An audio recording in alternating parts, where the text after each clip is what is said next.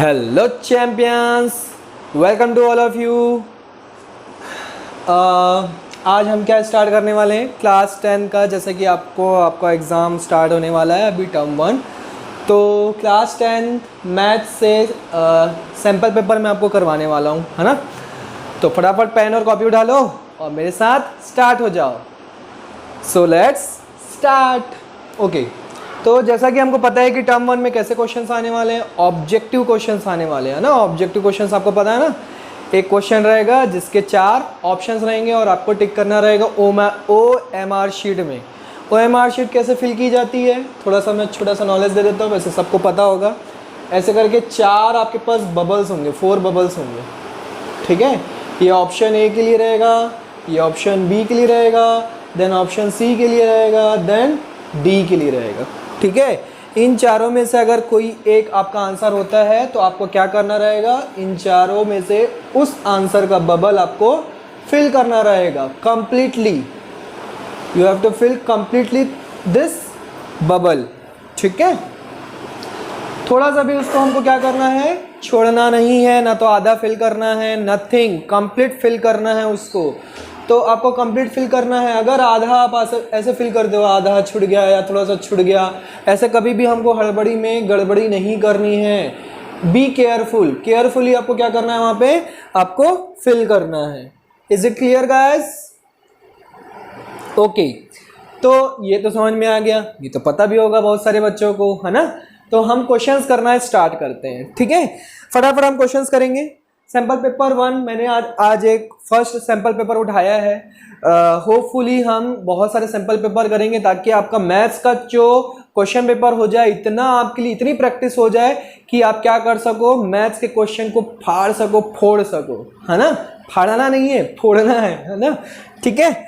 चलिए so start करते हैं। कुछ क्वेश्चंस लेके आया हूं मैं आपके लिए, सैम्पल पेपर 1। तो फर्स्ट क्वेश्चन है आपका, क्वेश्चन नंबर 1 इज 3 + √5। आपसे क्वेश्चन पूछ रहा है 3 + √5 इज, ऑप्शन ए गिवन है आपको, ऑप्शन ए गिवन है एक इंटीजर है, ऑप्शन बी गिवन है आपको, क्या गिवन है, रैशनल नंबर है, अरैशनल नंबर, है ना। ऑप्शन सी गिवन है आपको an irrational number, and option D given है आपको, ऑप्शन डी क्या गिवन है, none of this. None of this तो फेवरेट है, जैसे कि मैंने पिछले लेक्चर्स में बहुत सारे मैंने आपको ऑब्जेक्टिव क्वेश्चंस करवाए हैं, उसमें मैंने बताया है कि बच्चों का नन ऑफ दिस जो ऑप्शन होता है बहुत ही फेवरेट होता है। किन बच्चों का, जिनको कुछ नहीं आता, है ना। जिनको कुछ नहीं होता वो क्या करते हैं, सीधा नन ऑफ दिस पे टिक करके आ जाते हैं। अरे कुछ ना कुछ तो होगा, ठीक है। तो चलिए आपसे पूछा जा रहा है 3 + √5 इज, आपको बताना है इन चारों ऑप्शन में से एक ऑप्शन को क्या करना है। अब बबल के फॉर्म में मैंने ऑप्शंस लिखे हैं तो हम क्या करेंगे, यहाँ पे फिल करेंगे, ठीक है, ताकि हमारी OMR शीट की भी प्रैक्टिस होती जाए, ठीक। तो हमारा ऑप्शन क्या होगा, क्या ये इंटीजर है, रूट कभी भी इंटीजर्स जो है रूट के फॉर्म में नहीं होते हैं। नेगेटिव नंबर हमने पढ़ा है, इंटीजर जो है 0 होता है, पॉजिटिव नंबर्स होते हैं और नेगेटिव नंबर्स होते हैं, तो इंटीजर तो हो ही नहीं सकता। देन क्या ये रैशनल नंबर है, रैशनल नंबर जो है रूट के फॉर्म में कभी नहीं होते। रैशनल नंबर किनको बोलते हैं, जो टर्मिनेटिंग होते हैं, ठीक है। नॉन टर्मिनेटिंग भी रैशनल नंबर होते हैं, बट नॉन टर्मिनेटिंग के साथ अगर रिपीटिंग होगा तब वो रैशनल नंबर होगा, नॉन रिपीटिंग होगा तो वो क्या हो जाता है, इररेशनल हो जाता है। डेफिनेशन नोट कर लो बच्चों, ठीक है। रैशनल नंबर किनको बोला जाता है, रैशनल नंबर उसे बोला जाता है जो टर्मिनेटिंग होते हैं। टर्मिनेटिंग मतलब क्या होता है सर, जैसे कि हमारे पास रैशनल नंबर जो है p/q के फॉर्म में होते हैं ना, p/q के फॉर्म में, जैसे कि 3/10 है मान लो। अब इसको मैं 10 से मैं क्या करूंगा, 3 को डिवाइड करूंगा, 10 से 3 को डिवाइड करूंगा, कितना आंसर आएगा 0.3। टर्मिनेट हो गया, टर्मिनेट हो जाना मतलब आंसर आपका रुक जाना, आगे नहीं बढ़ना, तो टर्मिनेट हो गया मतलब ये एक रैशनल नंबर हो गया। क्लियर है, अब ये रैशनल नंबर हो गया। अब मान लो मैं यहाँ पे 10/3 लिखता हूँ, इसको आप करो 0.33333333 चलता चला जाएगा, मतलब क्या हो रहा है, नॉन टर्मिनेटिंग तो हुआ, आंसर रुका क्या आपका, नो, तो नॉन टर्मिनेटिंग हो गया।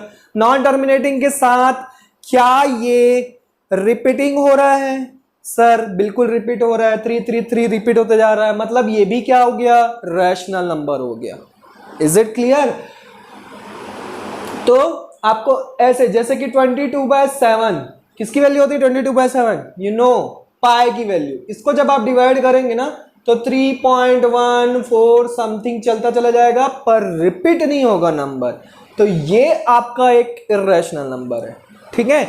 रूट के अंदर ऐसे नंबर्स जिनका स्क्वायर रूट जो है सॉल्व नहीं हो पाता है, ऐसे नंबर्स को हम बोलते हैं, या फिर प्राइम नंबर्स। प्राइम नंबर्स के अगर आप रूट लिखे हुए हो क्वेश्चन में तो समझ जाना वो इर्रेशनल है, याद कर लीजिए, नोट कर लीजिए। रैशनल समझ में आया, ये हमारा रैशनल नंबर है। अगर टर्मिनेटिंग हो गया तब भी रैशनल नंबर, नॉन टर्मिनेटिंग हुआ, नॉन टर्मिनेटिंग के साथ अगर रिपीटिंग हो रहा है तब भी रैशनल नंबर, और अगर नॉन टर्मिनेटिंग के साथ नॉन रिपीटिंग हो रहा है देन इर्रेशनल, ठीक है, then it will be irrational. और मैंने बता दिया कि कोई भी प्राइम नंबर्स अगर रूट के अंदर लिखे हुए हो तो आप सीधा समझ लेना वो क्या है, इर्रेशनल नंबर्स है, ठीक है। तो चलिए अब आ जाते हैं, इंटीजर की कहानी हमको पता है, रैशनल नंबर पता है, तो रैशनल नंबर तो ये है नहीं, नन ऑफ दिस। देखते हैं सी ऑप्शन है कि नहीं है। तो एन इर्रेशनल नंबर बोल रहा है, तो क्या ये इर्रेशनल नंबर है? यस, इस नंबर में एक √5 लिखा हुआ है, इर्रेशनल। पर सर 3 तो रैशनल नंबर है, तो रैशनल नंबर को इर्रेशनल नंबर के साथ अगर आप ऐड करोगे तो आंसर इर्रेशनल नंबर ही आएगा, ठीक है। गेटिंग माई पॉइंट और नॉट? तो इर्रेशनल नंबर आता है, तो यहां पे देखो ये इर्रेशनल नंबर है, √5 जो है क्या है, इर्रेशनल नंबर है।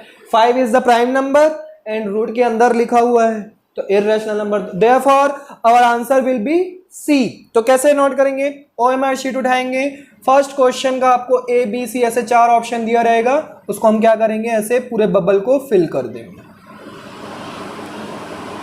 ठीक है। Black ball pen, whatever you have instruction, जो भी आपको इंस्ट्रक्शन दिया जाता है, पेंसिल यूज करना है या फिर ब्लैक बॉल पेन यूज करना है, ठीक है, वो जैसे भी आपको इंस्ट्रक्शन दिया जाता है वैसे आप उसको यूज कर सकते हैं। क्लियर है? बड़े नेक्स्ट क्वेश्चन की ओर चलिए। क्वेश्चन नंबर 2, क्वेश्चन नंबर 2 क्या कहता है, विच ऑफ द फॉलोइंग, आज इस पूरे सैंपल पेपर को हम सॉल्व करके रहेंगे बच्चों, ठीक है, वादा है, बिल्कुल वादा है, प्रॉमिस। चलिए आगे बढ़ते हैं, देखते हैं नहीं बहुत लंबा वीडियो ना हो जाए, है ना, बहुत लंबा वीडियो होने से भी क्या हो जाता है, थोड़ा थोड़ा बच्चों को नींद आने लगती है सर। देखते हैं, वीडियो अगर बहुत लंबा हो जाएगा तो हम इसको 2 पार्ट में डिवाइड कर लेंगे, ठीक है। चलिए आगे बढ़ते हैं। Question number 2, which of the following rational numbers is expressible as a terminating decimal. चलिए क्वेश्चन सुन लिया आपने, which of the following rational numbers is expressible as a terminating decimal, ठीक है, टर्मिनेटिंग डेसिमल बताना है,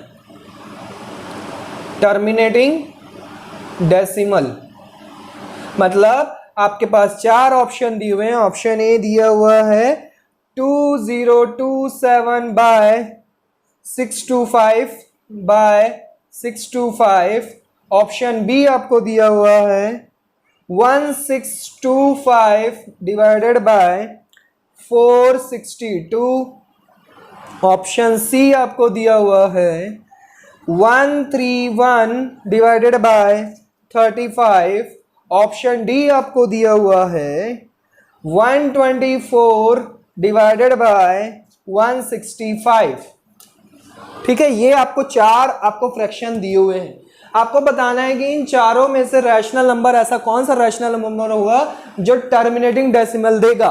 टर्मिनेटिंग मतलब आंसर रुक जाना। तो क्या सर एक एक क्वेश्चन को डिवाइड करके देखेंगे? नो, इतनी मेहनत करनी ही नहीं है। डिनोमिनेटर में आपको याद रखना है 2 to the power n या फिर 5 to the power n के फॉर्म में, और या फिर दोनों के फॉर्म में। अगर डिनोमिनेटर में ऐसा आपको नंबर मिल जाता है तो वो टर्मिनेटिंग हो जाता है, वो क्या हो जाता है, टर्मिनेटिंग। 5 to the power है ना, 5 to the power n के फॉर्म में, 5 to the power n के फॉर्म में अगर आपको क्वेश्चन मिल जाता है तो आपको क्या मिल जाता है, वो टर्मिनेटिंग मिल जाता है। किसी भी नंबर को आप 5 से डिवाइड कर सकते हो, कोई भी नंबर उठा लो। देखो 22 को जैसे 7 से डिवाइड किए तो नहीं आ रहा था, पर 5 से डिवाइड करोगे आएगा। 5 4 जा 20, 2 बचा, पॉइंट लगा लो, 20, 5 4 जा 20, टर्मिनेट हो गया। कोई भी नंबर उठा लो दुनिया का, 1 3 2 6 उठा लो, 5 से डिवाइड कर दो, 5 से डिवाइड करोगे तो 2 5 2 जा 10 है ना, 3 बचा, 5 6 जा 30, फिर 2 बचा, 26 बन गया, 5 5 जा 25, 1 बचा, 5 2 जा 10, टर्मिनेटिंग हो गया। मतलब डिनोमिनेटर में अगर 5 आ जाता है या 5 के पावर के फॉर्म में अगर कोई क्वेश्चन मिलता है तो आपको क्या हो जाएगा, वो टर्मिनेटिंग हो जाएगा। तो इन चारों में से देखो किसमें 5 के पावर में, सिर्फ और सिर्फ 5 के पावर में होना चाहिए, उसके साथ कोई एक्स्ट्रा नहीं होना चाहिए। तो देखो इन चारों में से सी ऑप्शन मुझे छोटा दिख रहा है डिनोमिनेटर इसका, तो सबसे पहले इसी को चेक कर लो, है ना। 35 जो है क्या होता है, 7 5 35 होता है, 5 तो है पर 7 भी है साथ में, तो ये टर्मिनेटिंग होगा ही नहीं। हो भी सकता है, नहीं भी हो सकता है, जरूरी नहीं है, पर 7 के केस में ऐसा ही होता है कि नहीं होता है, वो नॉन टर्मिनेटिंग हो जाता है। ठीक है, और कौन सा इसके बाद कौन सा नंबर आ रहा है, अरे 5 का ये तो कुछ दिख रहा है 625, 5 का ही कुछ पावर होता है क्या, 625 क्या होता है हमको पता है, 25 इंटू 25 करेंगे ना तो 625 होता है, और 25 जो है ये 5 का स्क्वायर होता है, ये भी 5 का स्क्वायर हो जाएगा, तो 5 टू द पावर क्या हो जाएगा 4। ओ इसके डिनोमिनेटर में क्या है, 5 के पावर में है। देखो फर्स्ट ऑप्शन ही हमारा आंसर था, 5 टू द पावर 4 मतलब होता है 625, मतलब जब आप इससे डिवाइड करोगे तो टर्मिनेटिंग मिलेगा आपको decimal, therefore your answer will be option A. Getting my point और नॉट, क्लियर हो रहा है। अब सर बेटा चैंपियंस मैं बार बार ऐसे फिल करके नहीं बताऊंगा, नहीं तो मेरी ऐसे ही इंक खत्म होने लगेगी और टाइम भी अलग वेस्ट होगा, हमको जल्दी जल्दी क्वेश्चन सॉल्व कर रहे हैं ना। चलिए समझ में आ गया ना कैसे फिल करना है, तो अब आप फिल करके नहीं बताऊंगा, ठीक है, नहीं तो बार बार मुझे इसमें इंक डालनी पड़ेगी और टाइम वेस्ट होगा। चलिए नेक्स्ट क्वेश्चन कर दें।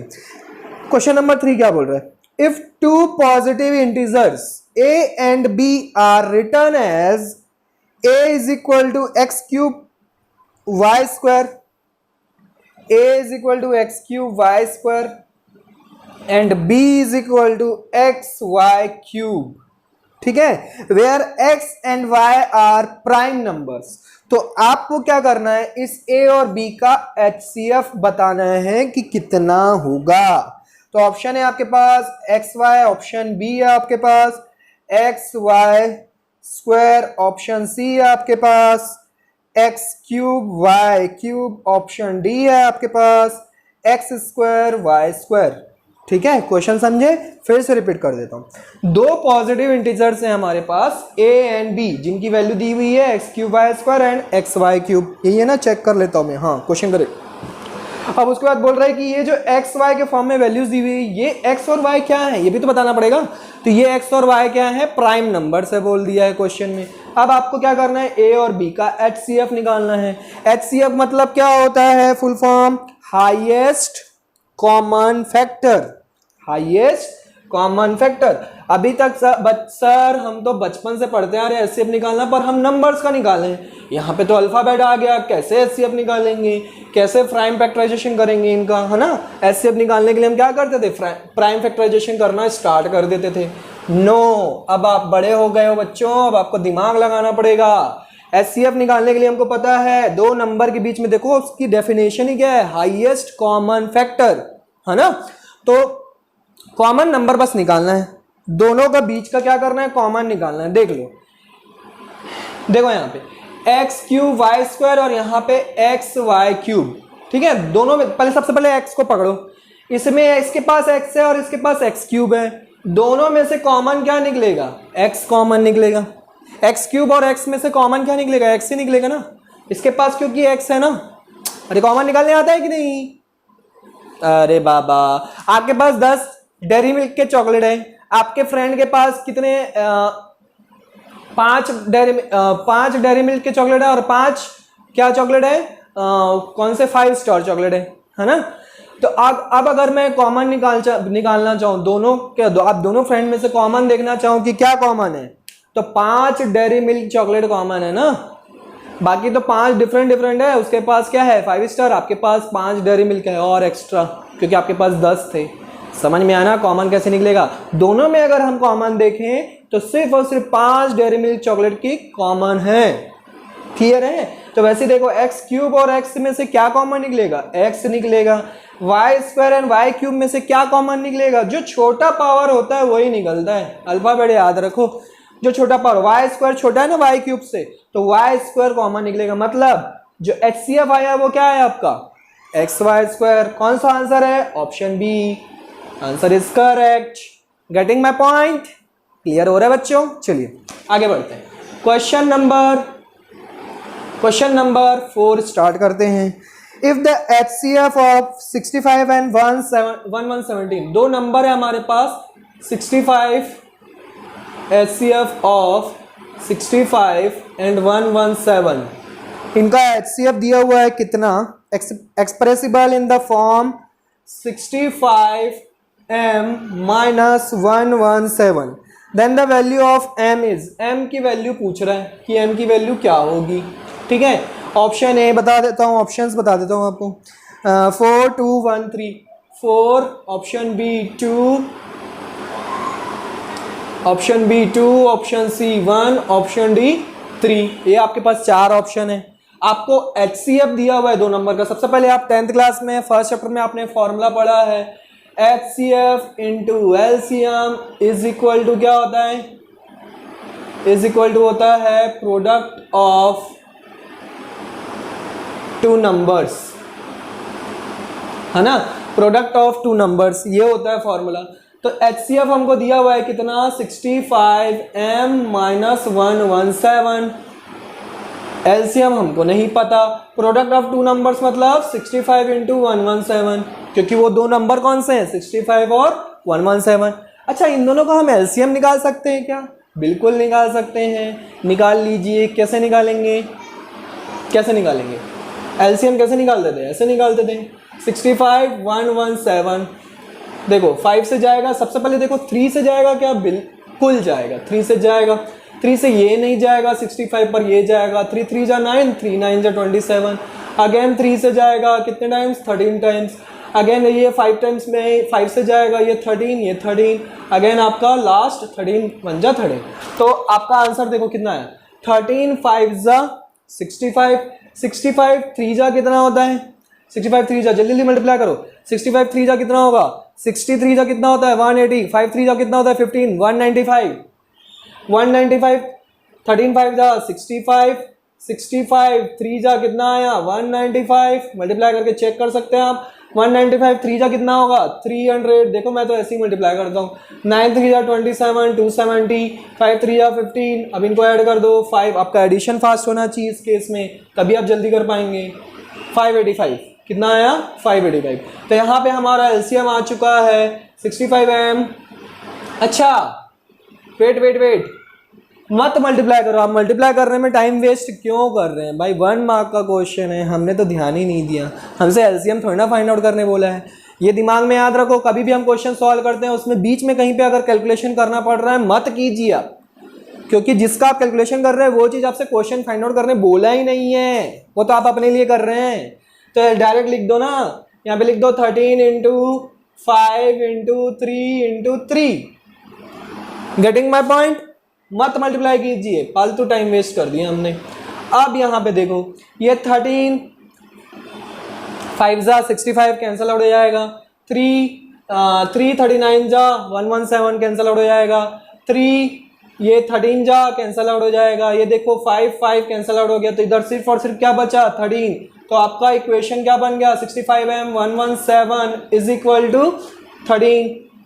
समझ में आ रहा, फास्ट तो नहीं हो रहा, समझ में आ रहा सब चीज। पहले आपने LCM निकाला, जो प्राइम फैक्टर्स में आपने कन्वर्ट किया ना, मैंने वो कहा कि आप उसको मल्टीप्लाई मत कीजिए, ठीक है, जो फैक्टर्स आपको मिले हैं आप उनको बस एज इट इज यहाँ पे मल्टीप्लाई करके लिख दीजिए। अब देखिए कैंसल आउट हो जा रहा है, 13 5 जा 65, 5 5 विल बी कैंसल आउट, 3 39 जा 117, 3 13 जा 39, तो कितना बच गया 13 बच गया उधर। अब 117 को उधर ट्रांसपोज करो तो 65m, 13 ऐड करेंगे 117 में कितना आएगा 130 आएगा। अब m जो है 65 जो है डिवाइड हो जाएगा तो 2 टाइम्स जाएगा, 130 अपॉन 65 करेंगे 2 टाइम्स चला जाएगा, तो m की वैल्यू कितनी आ गई 2 आ गई, तो ऑप्शन बी इज करेक्ट। समझ में आया, नोट कर लो, वीडियो को पॉज करके नोट कर लो, टेक योर टाइम। चलिए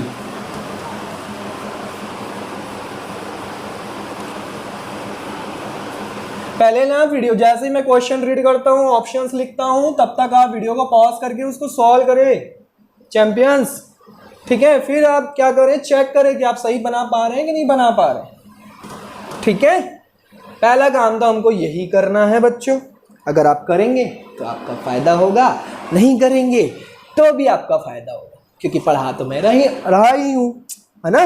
next question, the number of polynomials having zeros as number of polynomials having zeros, ठीक है। पॉलिनोमियल्स हैं जिसके जीरोज दिए हुए हैं आपके पास, जीरोज है, जीरोज -2 and 5, ठीक है। -2 and 5 दिया हुआ है, जीरोज दिया हुआ है पॉलिनोमियल्स का। तो आपसे पूछ रहा है कि कितने नंबर ऑफ पॉलिनोमियल्स इन दो जीरोज से बन सकते हैं।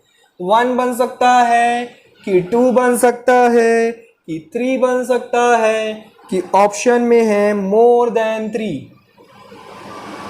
बताइए कितने पॉलिनोमियल्स आप इन दो जीरोज से बना सकते हैं। सर दो जीरोज मतलब क्वाड्रेटिक इक्वेशन, और क्वाड्रेटिक इक्वेशन मतलब एक ही पॉलिनोमियल, तो टिक करके आ जाते हैं बच्चे 1, ठीक है। कुछ बच्चे ऐसा दिमाग लगाते हैं कि दो जीरोज है मतलब x -2 और x + 2 हो गया और x - 5 हो गया, मतलब दो लीनियर इक्वेशन बना, मतलब दो ही पॉलिनोमियल बना, मतलब 2 टिक करके आ जाते हैं। तो भैया दो अलग अलग बच्चों ने दिमाग लगाया, एक ने क्वाड्रेटिक बनाया और एक ने क्या बनाया, दो लीनियर इक्वेशन बनाए। तो 2 और 1 3 बन गया, मतलब ऑप्शन सी होने चाहिए।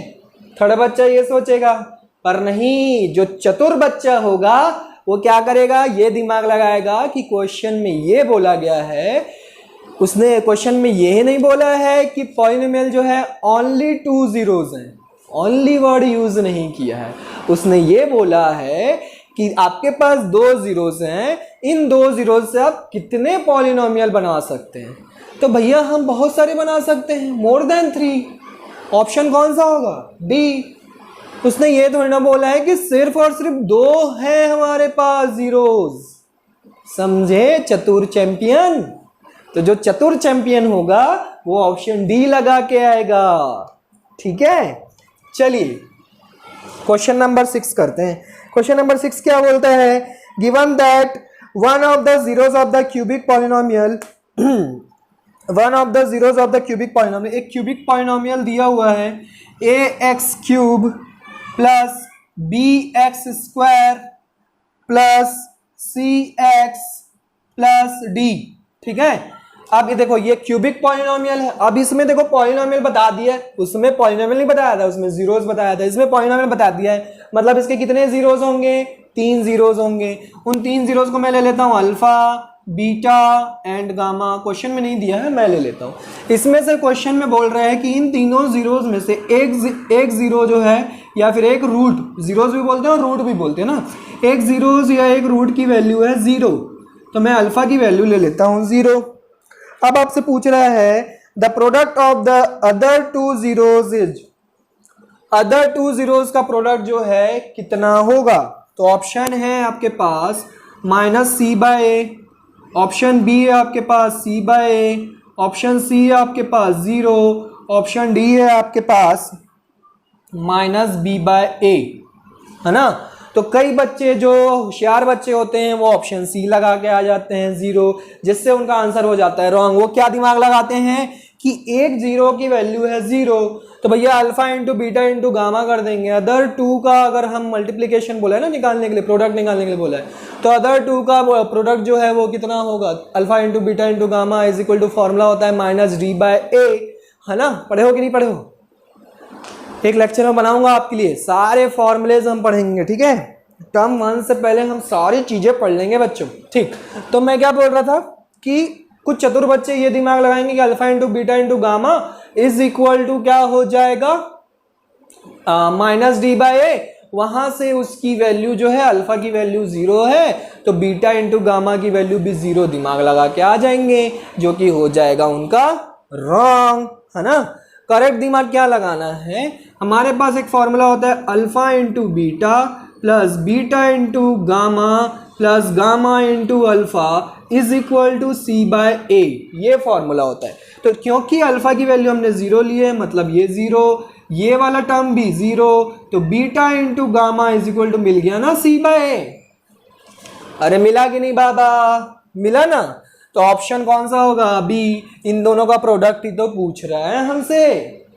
Question clear, answer is also clear. Next question, question ये था कि एक क्यूबिक पॉलिनोमियल है जो कि क्या कर रहा है, उसका एक जीरो जो है उसकी एक रूट की वैल्यू 0 है, तो बाकी दो रूट्स की के प्रोडक्ट की वैल्यू बतानी है आपको, तो वो यहां से आएगा। ठीक है, addition over product of zeros का फॉर्मूला लगाएंगे हम। ये क्या होता है सर, पढ़ेंगे। अब मैं एक लेक्चर बनाऊंगा आपके लिए जिसमें हम फॉर्मूले सारे रिवाइज करेंगे। ठीक है, next question, if the zeros of the quadratic polynomial, एक क्वाड्रेटिक पॉलिनोमियल दिया हुआ है आपको, ax² plus bx plus c is equal to 0, where it says a is not equal to 0। Correct है, a जो है अगर 0 हो जाएगा तो क्वाड्रेटिक पॉलिनोमियल रहेगा ही नहीं, है ना, तो इसलिए पहले से कंडीशन दे दिया है। तो आपसे क्या बोल रहा है कि if the zeros of the quadratic polynomial, इस क्वाड्रेटिक पॉलिनोमियल के जीरोस जो है वो क्या है, इक्वल हैं। तो क्वाड्रेटिक पॉलिनोमियल के कितने जीरोस होते हैं, 2, alpha and beta. Alpha and beta ये दोनों आपस में क्या बोल रहा है, इक्वल है बोल रहा है। अल्फा जो है बीटा के इक्वल है बोल रहा है, आर इक्वल बोल दिया तो हमने लगा दिया। अब आपसे ऑप्शन पूछ रहा है, देन बताइए कि सी एंड ए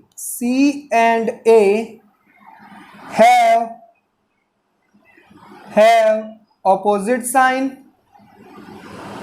ठीक है, ऑप्शन बी आपसे पूछ रहा है, c and b have opposite sign, है ना। ऑप्शन सी आपसे क्या पूछ रहा है, c and A have the same sign, have the same sign. And option D, c and b have the same sign. Option एकदम क्लियर है भाई। सी एंड ए जो है एक बार बोल दिया ऑपोजिट साइन है और एक बार बोल दिया है सेम साइन है। सी एंड बी का भी ऐसे बोल दिया, एक बार ऑपोजिट साइन और एक सेम साइन। ठीक है, तो आपको बताना है। चलिए दिमाग लगाइए, वीडियो को पॉज करो, सॉल्व करो, कौन सा ऑप्शन होगा फटाफट बताओ, कमेंट करो फटाफट। बहुत आप लोग वीडियो पॉज करके करते नहीं है बच्चों, बिल्कुल सॉल्व नहीं करते हैं, जल्दी करिए। सर डांटिए मत, हमारा एग्ज़ाम आने वाला है, पहले से ही हम प्रेशर में हैं, पढ़ाई हम लोग साल भर किए नहीं हैं, लॉकडाउन के चक्कर में स्कूल गए नहीं हैं। सर मत कीजिए ऐसा हमारे साथ। कोई बात नहीं बच्चों, तो सॉरी शक्तिमान है ना, तो ऐसा हम सॉरी शक्तिमान बोल देता हूँ मैं आप लोग को। ठीक है, तो सॉल्व करते हैं। बताइए, ट्राई तो करो ना एटलीस्ट बच्चों, ट्राई तो करो, क्या होगा। मैंने कंडीशन दे दिया ना, कंडीशन को आपको एलोबरेट कर दिया। क्या एलोबरेट कर दिया, उसने कंडीशन दी थी कि जीरोज आर इक्वल, तो मैंने बता दिया कि भाई अल्फा इज इक्वल टू क्या होगा, बीटा होगा। तो आपके पास दो जो है फॉर्मूले रहते हैं। कौन कौन से फॉर्मूले रहते हैं, अल्फा प्रोडक्ट ऑफ जीरोज जो है उसका फॉर्मूला क्या होता है, minus B by sorry addition. मैं भी क्या बोल रहा हूँ, मेरे को भी प्रेशर आ गया लग रहा है एग्जाम का, है ना। सम ऑफ जीरो जो है वो माइनस बी बाई ए की इक्वल होता है, तो बचपन से पढ़ते आ रहे बच्चों, ये तो याद होना चाहिए आपको। और प्रोडक्ट ऑफ जीरो जो है वो सी बाई ए के इक्वल होता है। ठीक है, अब आपसे क्वेश्चन पूछ रहा है कि alpha is equal to beta, alpha is equal to beta कब होगा, बताइए। जब c and A have opposite sign, c और ए जब अपोजिट साइन के हो जाएंगे, अपोजिट साइन हो जाएंगे, तब क्या अल्फा जो है बीटा के इक्वल होगा, बताइए। चलिए, alpha is equal to beta given है ना, हमको यहाँ पे पुट करते हैं। ठीक है, ये सेकंड कंडीशन पुट करता हूँ, तो अल्फा की जगह अगर मैं बीटा पुट करता हूँ तो ये बीटा स्क्वायर हो जाएगा, तो ये सी बाई ए हो जाएगा। तो बीटा इज इक्वल टू दोनों तरफ स्क्वायर रूट लूंगा, square root of c by a मिलेगा। अब बताइए, अब आप अगर square root of c by a solve करना है और बीटा की वैल्यू फाइंड आउट करनी है तो कैसे करेंगे। सी बाई ए ऑपोजिट साइन होंगे तो सॉल्व कर पाओगे क्या, अपोजिट साइन मतलब एक प्लस में एक माइनस में, रूट के अंदर माइनस, कभी आप पढ़े हैं? नहीं पढ़े हैं, 11th क्लास का टॉपिक है ये, 10th में तो हम पढ़े ही नहीं है। तो इसलिए option A is wrong. Option B बताइए, c and b, C and b have opposite sign, c and b have opposite sign. चलिए उसके लिए सी एंड बी को कंपेयर करने के लिए इसको भी सॉल्व करना पड़ेगा। अल्फा की जगह बीटा पुट कर दो तो 2 बीटा हो जाएगा is equal to minus B by a, मतलब बीटा इज इक्वल टू मिल जाएगा माइनस बी बाई 2a, है ना। तो सी जो है, c and b have opposite sign, कोई भी रिलेशन नहीं मिल रहा है भाई। बीटा की वैल्यू देखो रूट ओवर या तो सी बाई ए सॉल्व करूंगा या तो minus B by 2a put करूंगा। तो भैया ए और बी के बीच में अगर रिलेशन दिया होता तब हम यहाँ से कंपेयरिंग करके बता सकते थे, जैसे कि सी और ए के बीच में रिलेशन दिया हुआ है। तो भैया ऑप्शन बी और डी तो हम बता ही नहीं सकते ना, ऑप्शन बी और डी जो है हमारा क्या हो गया, रॉन्ग हो गया। और ऑप्शन ए मैंने बता दिया रॉन्ग हो गया, अपोजिट साइन हो जाएगा तो रूट के अंदर नेगेटिव आ जाएगा जो हम सॉल्व नहीं कर सकते। तो बच गया कौन सा, option C, C and A have the same sign. ये दोनों सेम साइन के होंगे, जैसे मान लो या तो दोनों पॉजिटिव होंगे तो रूट के अंदर पॉजिटिव, दोनों अगर नेगेटिव होंगे तो माइनस माइनस कैंसिल आउट होंगे, रूट के अंदर positive, then you can solve it. Clear है? तो इसलिए ऑप्शन कौन सा होना चाहिए, ऑप्शन सी इज करेक्ट होना चाहिए। मजा आ रहा है, मजा आ रहा है? चलिए फटाफट करते जाइए। अरे मेरे को मालूम है कि आप आवाज नहीं दे सकते कि यस सर मजा आ रहा है, पर कमेंट तो कर सकते हैं यार। कैसे बात कर दी बब्बा। चलो चलो सॉरी बोलो, बोलो सॉरी सॉरी शक्तिमान, जल्दी बोलो। वेरी गुड, फटाफट कमेंट करो, है ना। क्वेश्चन नंबर 8 स्टार्ट करें। चलिए स्टार्ट करते हैं। सर जल्दी करवाइए, चलिए जल्दी करवाता हूँ फिर। The pair of equations x is equal to a, pair of equations दिया हुआ है x is equal to a and y is equal to b। ये दो इक्वेशन दिए हुए हमको। Graphically represents lines which are, graphically इस लाइन को आपको रिप्रेजेंट करना है। देन विच आर बता रहा है, ऑप्शन ए विच आर बोल रहा है या तो ये दोनों पैरेलल होंगे, दोनों लाइन, दो लाइन है ना, लीनियर इक्वेशन दिख रहा है, या तो ऑप्शन बी में बोल रहा है इंटरसेक्टिंग,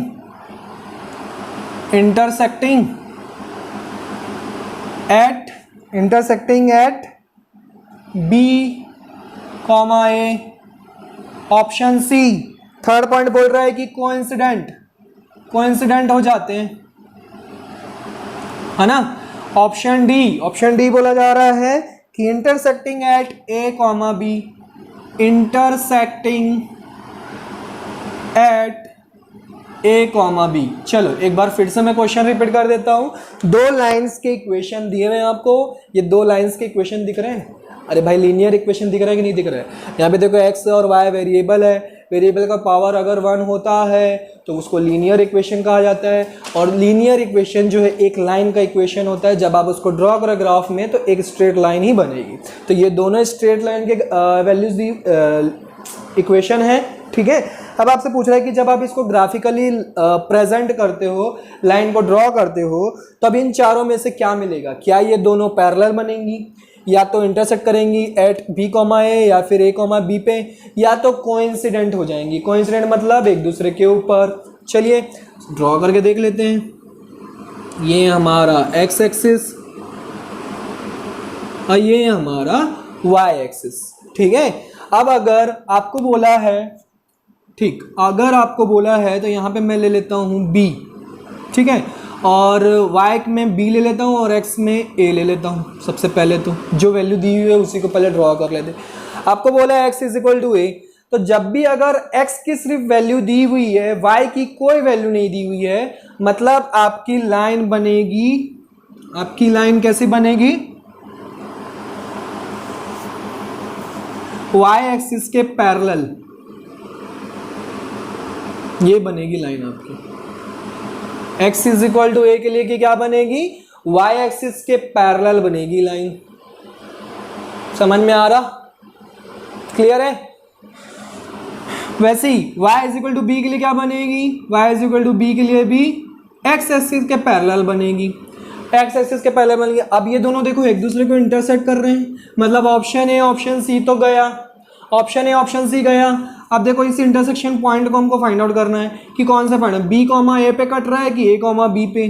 तो क्या पे लिखिए, इस पॉइंट का कोऑर्डिनेट जब लिखोगे तो एक्स एक्सिस पे ए मिल रहा है, वाई एक्सिस पे बी मिल रहा है, मतलब ए कॉमा बी होगा।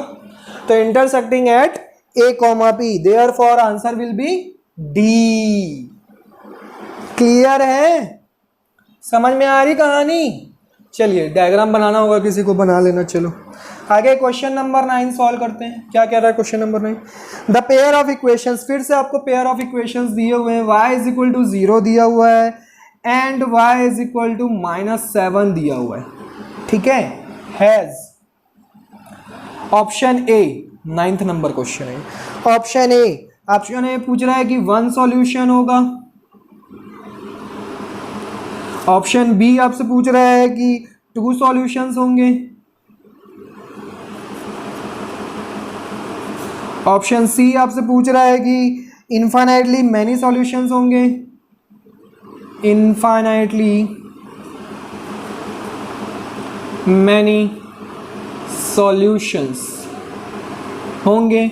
ऑप्शन डी आपसे पूछ रहा है कि नो सॉल्यूशन, एक भी सॉल्यूशन नहीं होगा, एक भी सॉल्यूशन नहीं होगा। अब देखो पिछले वाले में देखो, सॉल्यूशन मतलब होता है कि इंटरसेक्शन पॉइंट मिलना चाहिए। सॉल्यूशन मतलब क्या होता है? इंटरसेक्टिंग पॉइंट मिलना चाहिए, ठीक है। तो इसको ड्रॉ करो, चलो ग्राफ में ड्रॉ करो। y इज इक्वल टू -7 ना, नीचे तक लिख के जाना पड़ेगा।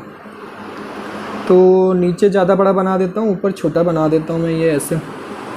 ये हो जाएगा 0, ये हो जाएगा -1, ये हो जाएगा -2, ये हो जाएगा -3, ये हो जाएगा -4। ऐसे करके मैं यहाँ पे -7 बना लेता हूँ डायरेक्ट। ओहो, डायरेक्ट हम -7 ही बना लेते हैं ना।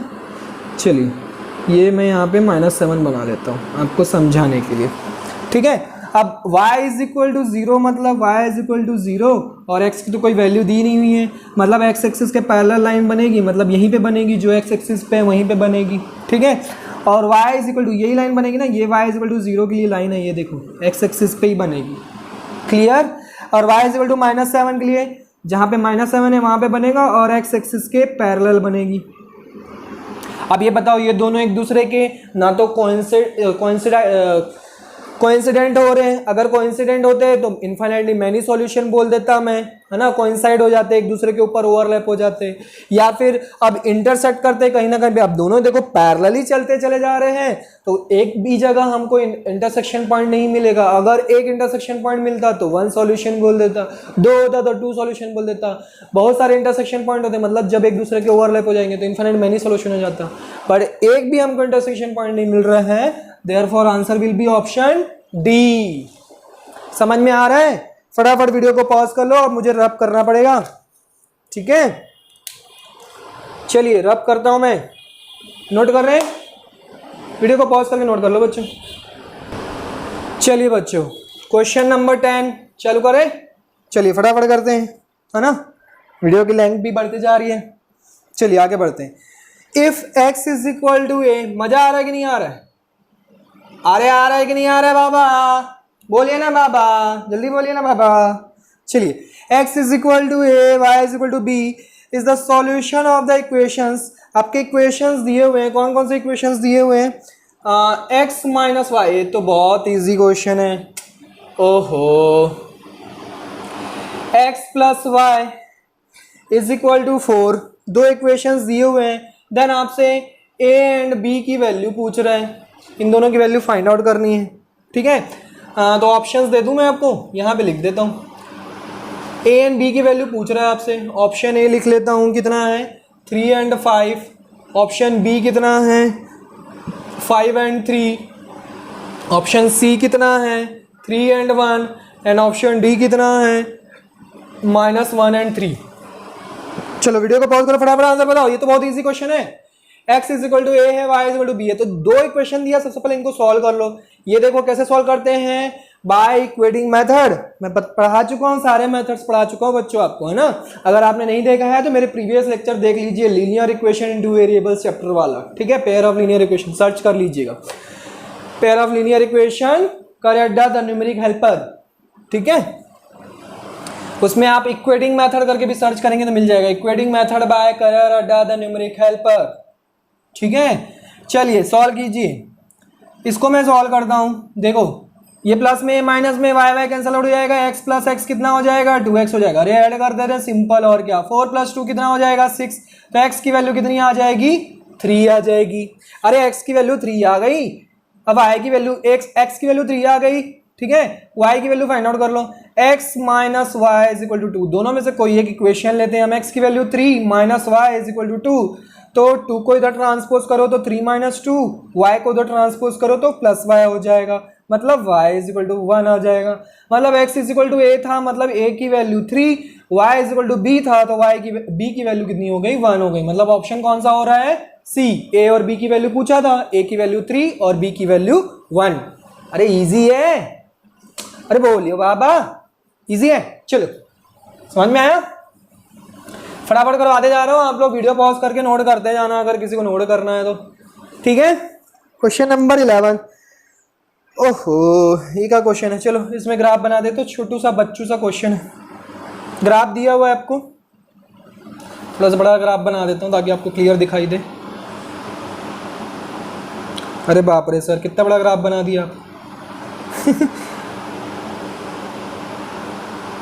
ए बी इसके कोऑर्डिनेट्स दिए हुए हैं 2x, 0, इसके कोऑर्डिनेट्स दिए हुए हैं 0, 2y, और ये y एक्सिस है, ये एक्सिस इतना तो पता ही होगा ना यार, ये ओरिजिन है, ये o, ये x डैश, ये y डैश।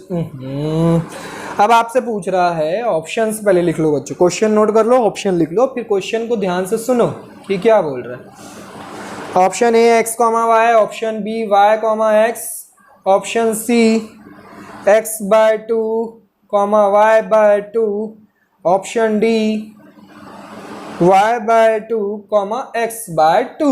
चलिए ये ऑप्शन है, नोट कर लिए, क्वेश्चन सुनो ध्यान से।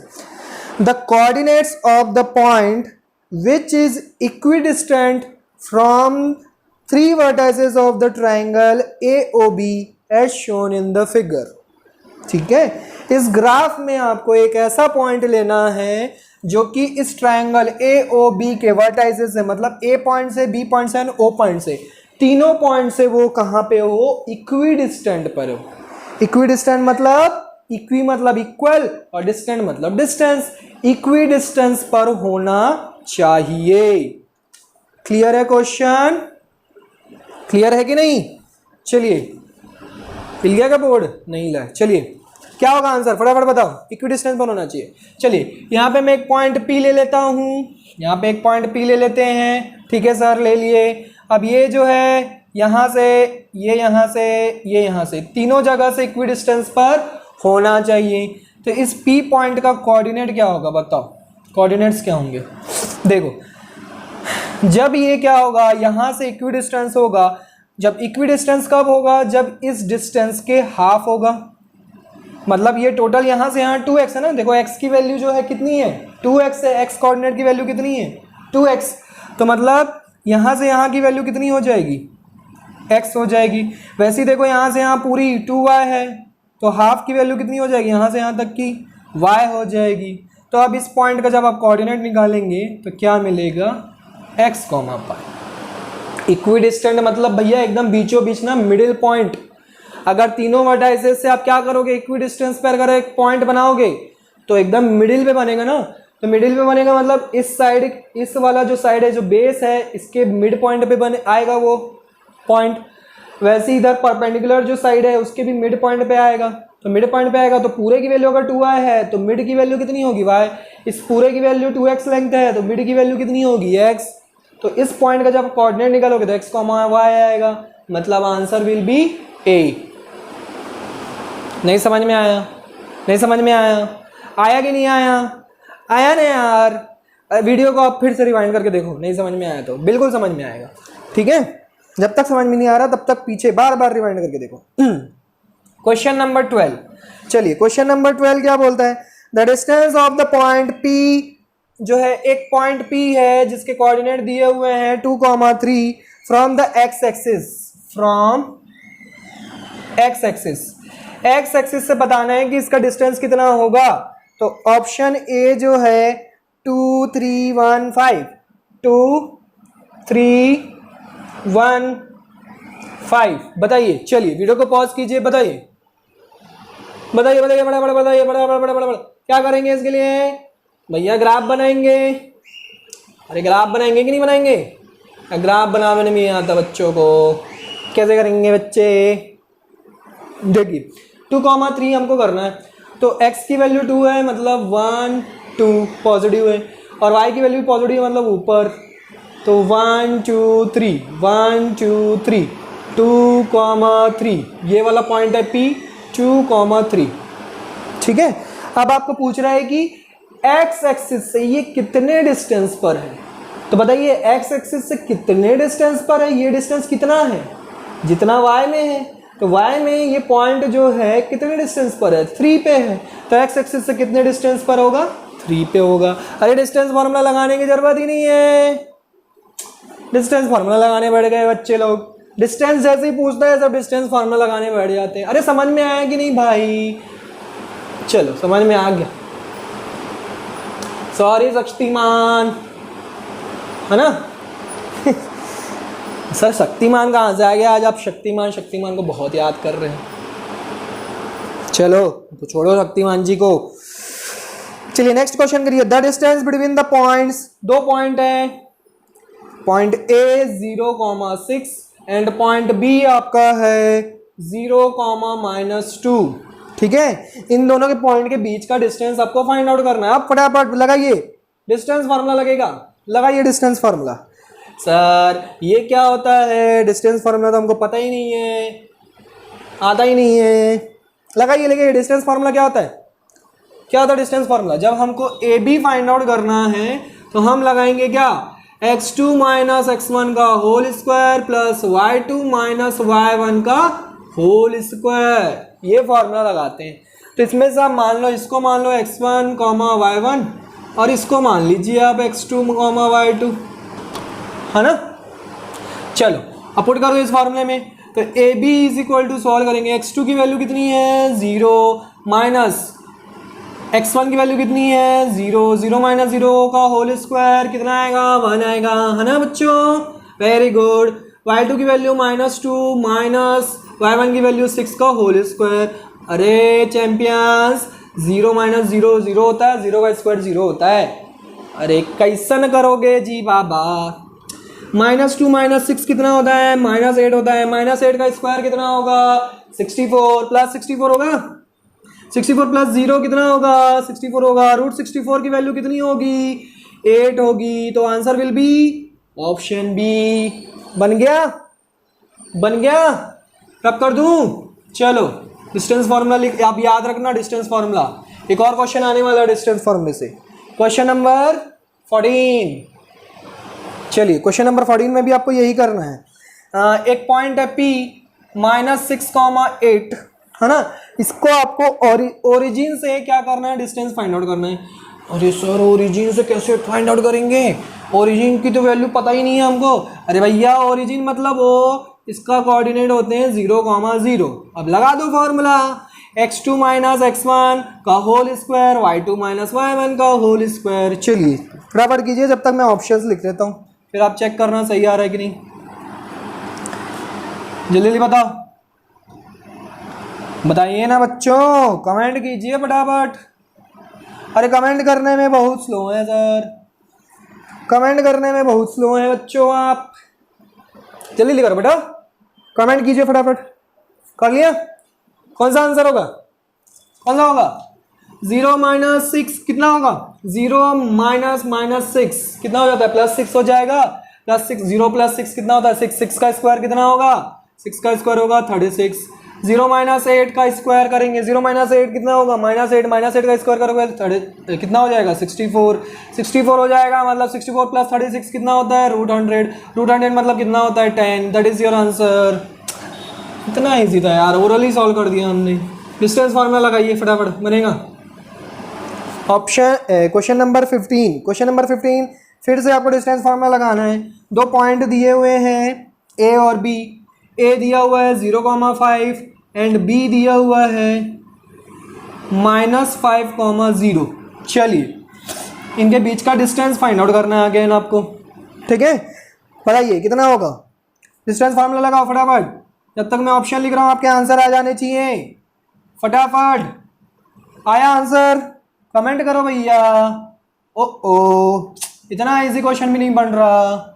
Answer is 5√2। आंसर कौन सा होगा, 5√2। कैसे होगा, -5 -0, -5 -0 कितना होता है, -5 ही होगा ना, -5 का फिर उसका स्क्वायर करेंगे, कितना आएगा 25, रूट के अंदर करेंगे।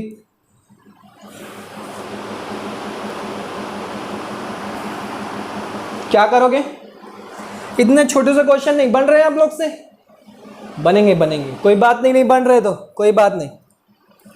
आप लोग एक काम करना, अब घर में जाना आज, और एक चम्मच है ना, अब स्पून में खाना खाते हैं कि नहीं खाते, उस स्पून में क्या करना, एक पानी उठाना, ठीक है। उस पानी में ना ऐसे डुबकी लगाने की कोशिश करना। करोगे कि नहीं करोगे सर क्या बोल रहे हैं, डूबने की कोशिश करना उसमें, ठीक है। करोगे ना, करना उसमें, ट्राई करना, देखते हैं डूब पाते हो कि नहीं डूब पाते हो। चलो तो इतना इजी क्वेश्चन है यार। 0 -5 -5 का स्क्वायर 25, 25 + 25 50। अरे सर 50 कैसे सॉल्व करेंगे, √50 तो पता ही नहीं था हमको, तो कैसे करेंगे इसको। मैं 25 × 2 लिख सकता हूँ, 25 मतलब 5 बाहर आ जाएगा और √2 अंदर रह जाएगा। अरे 5√2 आंसर तो था यार, कितना इजी क्वेश्चन था। चलो डिस्टेंस फॉर्मूला लगाना था, है ना। क्वेश्चन नंबर 16, इतना इजी क्वेश्चन है, ओरली सॉल्व हो जा रहे हैं। AOBC इज अ रेक्टेंगल, एक AOBC एक रेक्टेंगल है, तो हम सबसे पहले एक रेक्टेंगल ड्रॉ कर लेते हैं। AOBC, ठीक है, is a rectangle whose 3 vertices are, 3 vertices आपको गिवन है। A की वैल्यू गिवन है आपको 0,3, O की वैल्यू गिवन है आपको 0,0, B की वैल्यू गिवन है आपको 5,0। लेंथ ऑफ द डायगोनल्स, इसके डायगोनल्स की लेंथ बतानी है हमको, तो एक डायगोनल ये होगा, दूसरा डायगोनल ये होगा, ठीक है, 2 डायगोनल होगा, तो इन दोनों डायगोनल्स की लेंथ बतानी है, ठीक है। चलिए बताइए, सॉल्व कीजिए, देखते हैं किससे बनता है। जब तक मैं ऑप्शन लिखूँ तब तक बनाइए, ट्राई कीजिए। Option A is 5, option B is 3, option C is √34, option D is 4। बताइए बताइए, नहीं तो मैं चम्मच, खैर ये तो थोड़ा सा टफ क्वेश्चन हो गया ना, टफ है क्वेश्चन ये, हैं चलिए बताइए बताइए क्या होगा आंसर, क्या होगा, क्या हुआ आंसर, आंसर आया नहीं आया। चलिए भैया ये देखो, सबसे पहला तो आपको पता होना चाहिए कि रेक्टेंगल के दोनों डायगोनल्स की लेंथ क्या होती है, सेम होती है। तो अगर आपने एक डायगोनल की लेंथ फाइंड आउट कर ली तो दूसरे डायगोनल की लेंथ आपको ऑटोमेटिक पता चल जाएगी। तो इसमें से देखो, एक डायगोनल, इस वाले डायगोनल की लेंथ आप फाइंड आउट नहीं कर सकते, क्योंकि एक तरफ आपको दिया हुआ है कोऑर्डिनेट, सी का कोऑर्डिनेट नहीं गिवन है। इस डायगोनल से आप फाइंड आउट कर सकते हैं, क्योंकि दोनों पॉइंट के डायगोनल आपको गिवन है। तो भैया कैसे लगाएंगे, ए बी फाइंड आउट करना है। अरे अगेन डिस्टेंस फार्मूला लगाइए, 5 - 0 इज 5, 5 का square 25, 0 - 3 is -3 whole square 9, 25 + 9 how much, √34, that is your answer.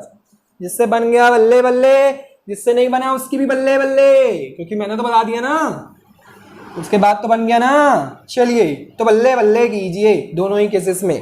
Question number 17, sides of 2 similar triangles are in the ratio 4:9, ठीक है। Sides of 2 similar triangles, 2 similar triangles हैं, मतलब 2 triangles हैं, जैसे कि मान लो एक ट्राइंगल है 1 एंड ट्राइंगल 2, दोनों both are similar, triangle 1 and triangle 2 दोनों सिमिलर ट्राइंगल्स हैं। अब इनके साइड्स का रेशियो दिया हुआ है, साइड्स का रेशियो दिया हुआ है कितना, 4:9। आपसे पूछ रहा है कि area of this triangles are in the ratio, इनके एरियाज का रेशियो क्या होगा, फटाफट बताइए, फटाफट बताइए क्या होगा। ऑप्शन लिख रहा हूं मैं जब तक, 2:3, ऑप्शन बी 4:9 ऑप्शन सी। बताइए बताइए बताइए, ट्राई कीजिए। 81:16 ऑप्शन डी।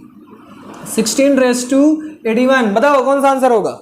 चलिए फॉर्मूला लिखिए, फॉर्मूला लिखो बाबा। एरिया को एरिया को हम A1 से शो करते हैं, ए से, तो A1/A2 हमको फाइंड आउट करना है, इनके एरिया का रेशियो फाइंड आउट करना था ना।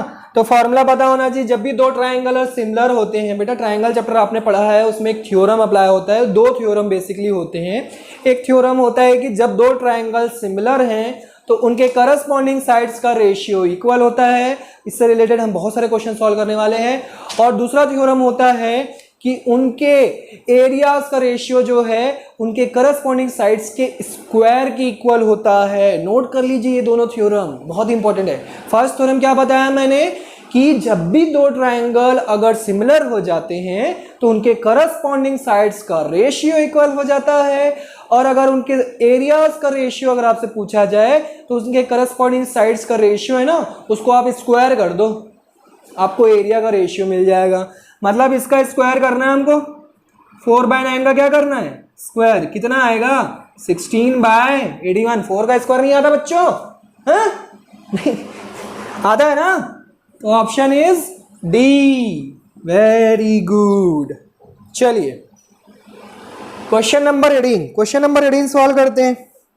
अगेन देखो यहाँ पे दो ट्राइंगल दिए हुए हैं, एक ट्राइंगल दिया हुआ है ABC एंड ट्राइंगल दिया हुआ है, ये दोनों ही इक्विलेटरल ट्राइंगल है BDE। ये दोनों ही कैसे ट्राइंगल हैं, इक्विलेटरल ट्राइंगल। इक्विलेटरल ट्राइंगल पता है ना, जिनके ऑल साइड्स क्या होते हैं, इक्वल होते हैं। अरे नाम में छुपा है यार, इक्विलेटरल। इक्वी मतलब होता है इक्वल, लेटरल मतलब होता है साइड्स।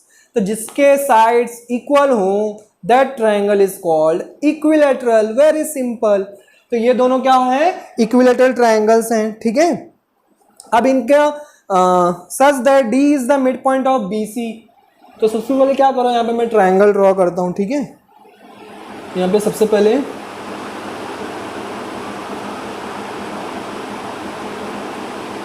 ABC मैंने ड्रॉ किया, जिसका BC का मिड पॉइंट है D जो है मिड पॉइंट है BC का।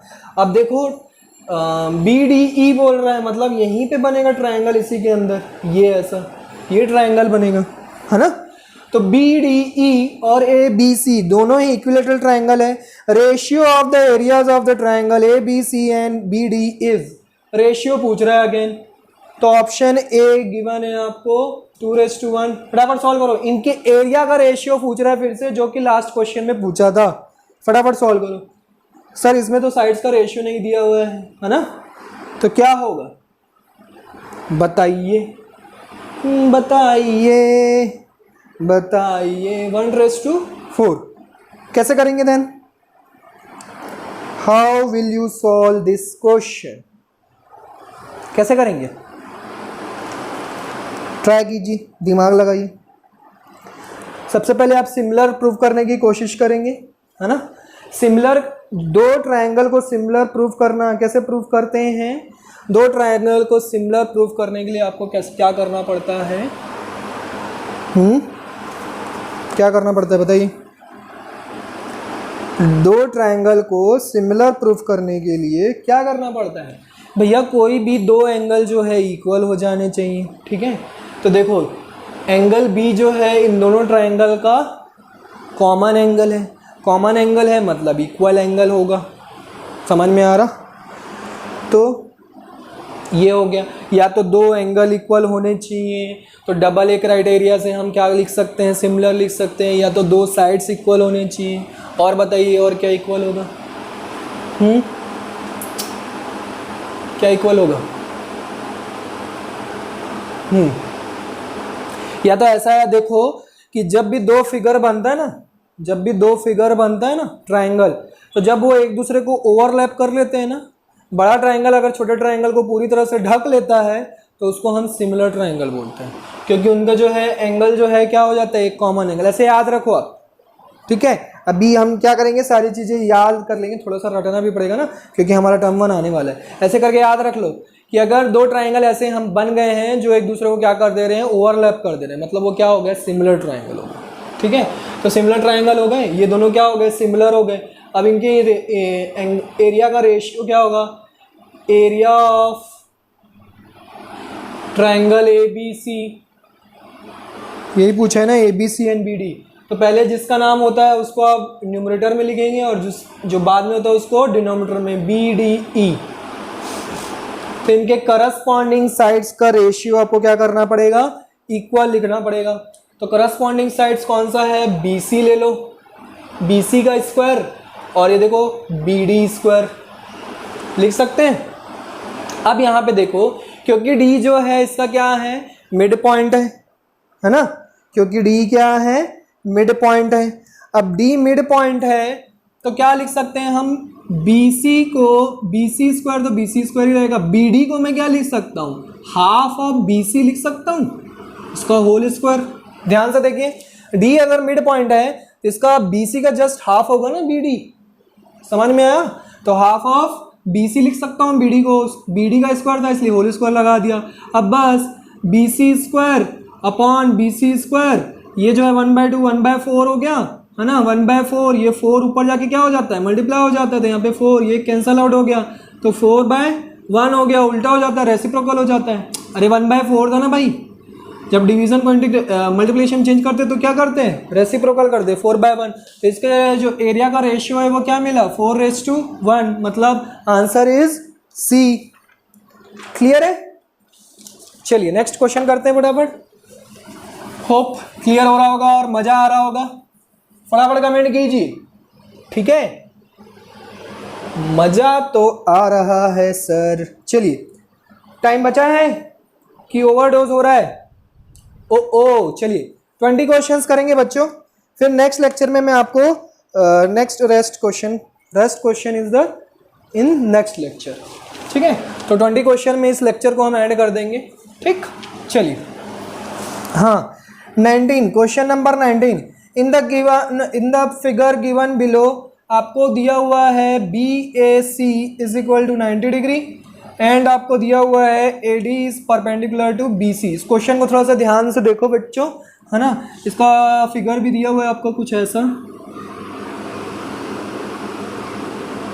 ठीक है। ये आपका है A, ये B, ये C और ये D। देखो ये वाला एंगल बोल रहे हैं 90 डिग्री, है ना, और AD जो है BC का परपेंडिकुलर, मतलब ये भी 90 डिग्री है, ठीक है। अब आपसे ऑप्शन में पूछ रहा है, क्या ऑप्शन जो है BD into CD is equal to BC square होगा। ऑप्शन बी में आपसे पूछ रहा है AB into AC into BC square होगा। ऑप्शन सी में आपसे पूछ रहा है BD into CD into AD square होगा। ऑप्शन डी में आपसे पूछ रहा है AB into AC into AC is equal to AD square, ठीक है। ये 4 ऑप्शन पूछ रहा है आपसे। ये आपका ट्रायंगल है, इसमें ध्यान से देखो, ठीक है। तो सबसे पहले आप देखो कौन सा ट्रायंगल होगा, कैसे सॉल्व करोगे। चलो वीडियो को पॉज करके सॉल्व करने की कोशिश करो, जिससे बन जाता है अच्छी बात, जिससे नहीं बनता अब यहाँ पे ध्यान दीजिए, ठीक है। In triangle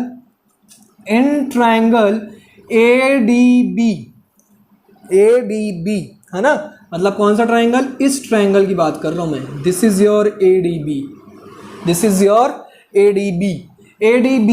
and triangle ADC, ये वाला, दोनों आजू बाजू वाले ट्रायंगल, बीच में मैंने लाइन ड्रॉ की तो 2 ट्रायंगल में बट गया। अब यहाँ पे देखो angle D is equal to angle D each 90 degree. अरे भैया ये परपेंडिकुलर है तो इधर से भी 90 डिग्री होगा, इधर से भी 90 डिग्री होगा, इसलिए angle D is equal to angle D। दोनों में एंगल D मिल रहा है ना, कॉमन एंगल मिल रहा है, ठीक है। उसके बाद आपको क्या मिल रहा है, एंगल DBA। देखो सबसे पहले बताओ, थोड़ा सा मिटा दूं क्या बच्चों, अच्छे से सॉल्व करते हैं ना, थोड़ा सा बड़ा डायग्राम बना के सॉल्व करना पड़ेगा ना, तब समझ में आएगा ये क्वेश्चन, है ना। चलिए अच्छे से समझाना और अच्छे से समझना टीचर और स्टूडेंट का फर्ज होता है, ठीक है। तो हम तो अपना फर्ज निभाएंगे, आप अपना फर्ज निभाइए, अच्छे से समझिए। ये ट्रायंगल है कुछ, ठीक है, ये कितना डिग्री बना रहा है, यहाँ पे 90 डिग्री बना रहा है, ये बी। अगर ये 90 डिग्री है, अगर ये 90 डिग्री है तो एंगल बी कितना होगा मेरे को बताओ। एंगल बी होगा आपका 90 माइनस एंगल सी होगा। वैसे ही एंगल सी अगर आपसे पूछा जाए ये वाला एंगल कितना होगा तो आप क्या लिखेंगे, 90 माइनस एंगल बी लिखेंगे। भैया एंगल बी हमको पता नहीं है, जितना भी होगा 90 में से मैं माइनस कर दूंगा उतना एंगल ये मिल जाएगा। सी एंगल मुझे पता नहीं है, 90 में से माइनस करूंगा इसको सी को तो मुझे एंगल बी मिल जाएगा। समझ में आया? तो हमको वैसे इसकी ज़रूरत नहीं थी पर फिर भी मैंने बता दिया, ठीक है। तो एंगल बी हमको मिल गया 90 माइनस सी। तो देखो एंगल डी बी ए, वही लिख रहा हूँ मैं, डी बी ए, ठीक है। इस ट्राइंगल में ए डी बी एंगल की बात कर रहे हैं। अब अगर आप बात करें ए डी सी की, किसकी बात करें, ए डी सी की, तो D A C, angle D A C, angle D A C, ये वाला एंगल, ये देखो ये 90 डिग्री है, ये डी, ये ए सी, इस एंगल की बात कर रहे हैं। तो ये भी क्या होगा, 90 माइनस एंगल सी होगा। भैया इस एंगल को इस 90 में से माइनस करोगे एंगल ए मिल जाएगा, मतलब ये दोनों एंगल इक्वल है। लिख सकता हूं मैं 90 डिग्री माइनस एंगल सी। अब दो ट्राइंगल के, मैंने अभी बताया था, दो ट्राइंगल के अगर दो एंगल्स इक्वल मिल जाए या दो साइड इक्वल मिल जाए तो कौन सा क्राइटेरिया लगाएंगे हम, by double A criteria, criteria लगा देंगे हम। इससे क्या हो जाएगा, triangle A D B is similar to triangle A D C, है ना, ए डी सी ए और A D B, A D B मतलब ये वाला ट्राइंगल। ये दोनों ट्राइंगल हमने क्या कर दिया, सिमिलर प्रूफ कर दिया। तो जैसे ही सिमिलर प्रूफ कर दिया, मैंने अभी एक थ्योरम बताया था, जब दो ट्राइंगल एक दूसरे के सिमिलर होते हैं तो उनके करस्पॉन्डिंग साइड्स का रेशियो इक्वल होता है। तो करस्पॉन्डिंग साइड्स का रेशियो देखो एडी अपॉन एडी, नहीं सॉरी, कौन सा लेंगे, कौन कौन सा ट्राइंगल लिया हमने, ए डी बी और ए डी सी, है ना, यही लिया है ना हमने, हाँ ठीक है। तो मैं क्या लिख सकता हूं, देखो बी डी अपॉन क्या लिख सकते हैं हम, ए डी लिख सकते हैं, B D upon A D, है ना, B D upon A D, similar triangle, ठीक है, करस्पॉन्डिंग साइड्स का रेशियो। और यहाँ पे मैं A D upon C D लिख लेता हूँ, ए डी अपॉन ये वाला साइड और ये वाला साइड, करस्पॉन्डिंग साइड्स का रेशियो हम क्या कर लेते हैं, इक्वल कर लेते हैं। अरे ये ऐसे भी तो बन सकता है ना यार ट्राइंगल, समझ में नहीं आ रहा, लाइक दिस, ये बी, ये डी, ये ए। अब ठीक है, अब देख लो बी डी जो है, देखो ए डी के अपॉन करस्पॉन्डिंग साइड्स है, ये भी परपेंडिकुलर है, ये भी परपेंडिकुलर, इन दोनों का रेशियो, ये बेस है, ये भी बेस है, इन दोनों का रेशियो, दोनों को इक्वल कर दीजिए। तो यहाँ पे देखो B D into C D हो जाएगा is equal to A D into A D, कितना हो जाएगा, A D square, hence proved. कौन सा है, B D is into C D, B D into C D, एक तो फर्स्ट वाले में एक थर्ड वाले में, is equal to B C square A D square. कौन सा आएगा, ऑप्शन सी। चलिए next last question for this lecture, next question हम नेक्स्ट लेक्चर में करेंगे, ठीक है। इसमें आपको दो ट्राइंगल दिया हुआ है, triangle A B C is similar to triangle D E F, ये दोनों सिमिलर है बोल दिया है, बट बोला है कि ट्राइंगल ए बी सी जो है is not similar to triangle D E F, sorry मैं यहाँ पे ई डी एफ के सिमिलर है पर डी ई एफ के सिमिलर नहीं है, डी ई एफ के सिमिलर नहीं है। Then which of the following is not true पूछ रहा है आपसे। चलिए बताइए, जल्दी बताइए, यही फॉर्मूला लगाएंगे, B C into E F, यही वाला थ्योरम लगाएंगे, करस्पॉन्डिंग साइड्स का रेशियो इक्वल होना चाहिए, A C into F D, option B A B into E F is equal to A C into D E, option C B C into D E is equal to A B into E F, option D B C into D E is equal to A B into F D. O ink भी खत्म होने वाली है अब तो। चलिए बच्चा बताइए कौन सा होगा। देखो ए बी सी बोला है तो मैं इसी को यहीं पर 2 ट्रायंगल बने हुए इन्हीं को यूज़ कर लेते हैं ना, ये सब मिटा देता हूँ मैं। ए बी सी और ई डी एफ, ठीक है। ए बी सी और ई डी एफ जो है एक दूसरे के सिमिलर हैं, बट ए बी सी जो है डी ई एफ के सिमिलर नहीं है। तो इनके करस्पॉन्डिंग साइड्स का रेशियो इक्वल लिख दो ना। करस्पॉन्डिंग साइड कौन कौन से होंगे, कौन कौन से होंगे? अरे यार स्पेस भी नहीं है।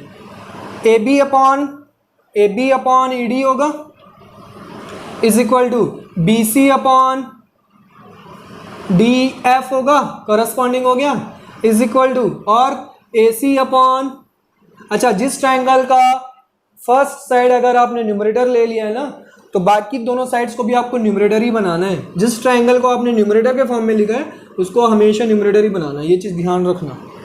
एक बार आपने एक साइड को आपने न्यूमरेटर ले लिया, एक बार में दूसरे बार में आपने इसको डिनोमिनेटर ले लिया, नहीं ऐसा नहीं कर सकते, ठीक है। करस्पॉन्डिंग साइड्स का रेशियो, अच्छा ए सी जो है ई एफ की इक्वल, नहीं तो गड़बड़ हो जाएगा बच्चों, ठीक है। अब क्या क्या मिल जाएगा देखो, A B into D F, A B into D F मिल रहा है क्या कहीं पे? A B into D F, A B into D F, A B into D F, ये मिल रहा है एक। A B into D F अगर करोगे तो B C into E D होगा, B C into E D होगा, मतलब यही नहीं होगा। ऑप्शन डी इज नॉट, सही लिखा हूँ कि नहीं लिखा हूँ? हाँ एक minute, A B into D F, A B into D F होगा, एफ डी होगा, A C upon E F, सही तो लिखे हम? ऑप्शन कुछ रॉन्ग हो गया क्या? B C into D E, A B into F D. चलिए देखते हैं, A B into F D cross multiply करते जाओ और चेक करते जाओ। A B into F D करो इज इक्वल टू क्या मिलेगा? E D into B C मिलेगा। तो E D into B C मिल तो रहा है यार, ऑप्शन डी करेक्ट है, मतलब ऑप्शन डी होगा। इसमें से बताना है कि कौन सा करेक्ट नहीं है। नेक्स्ट क्या करो, इन दोनों को चेक कर लो, B C into E F, B C into E F वाला है क्या? B C into E F वाला है, ऑप्शन ए है B C into E F, तो A C into D F correct है ये भी। अब इन दोनों को चेक कर लो, A B into E F, A B into E F वाला है क्या? ऑप्शन बी है, A B into E F है, तो इक्वल में क्या मिलेगा? ए सी इंटू डी मिलेगा, हाँ करेक्ट है, मतलब ऑप्शन बी। तो कौन सा ऑप्शन हो गया? Option C. Option C is not correct, ठीक है। तो चलिए अब आप प्रैक्टिस कीजिए, होप आपको समझ में आ रहा होगा, मज़ा आ रहा होगा। चैंपियंस मज़ा आ रहा है कि नहीं आ रहा है कमेंट करके ज़रूर बताइए। जितना जल्दी आप कमेंट करेंगे उतना मैं आपका क्या करूँगा, नेक्स्ट लेक्चर जल्दी जल्दी फटाफट करूँगा। आप नहीं करेंगे कमेंट फिर भी करूँगा, डोंट वरी, क्योंकि एक सैम्पल पेपर तो एटलीस्ट मैं ज़रूर कंप्लीट करूँगा, उसके बाद मैं आपके कमेंट का वेट करूँगा। समझ में आया? डोंट वरी बच्चों, शर्त नहीं रख रहा हूँ मैं आपको बहुत ज़्यादा, जितने ज़्यादा हो सके मैं आपको सैम्पल पेपर को सॉल्व करवाऊंगा, ताकि आपका क्या हो सके, बहुत अच्छे से प्रैक्टिस हो सके। हाँ, और एक फार्मूला का लेक्चर भी हम करेंगे जिसमें हम सारे जितना भी टर्म 1 का सिलेबस है सारे फार्मूले हम फटाफट करते जाएंगे, ठीक है। तो जल्दी से जल्दी सॉल्व करो और फटाफट जल्दी रेडी होके नेक्स्ट लेक्चर में आ जाओ। Bye bye, take care, see you in the next lecture.